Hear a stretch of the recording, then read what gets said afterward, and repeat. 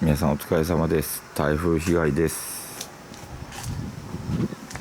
ね、こっちのトタンもね、さっきここ直したんですけど、上が届かなくてやってます。高いところ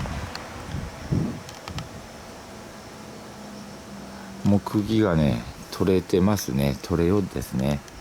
今から少し修理をして、また台風が来るでしょうからやり替えていきます。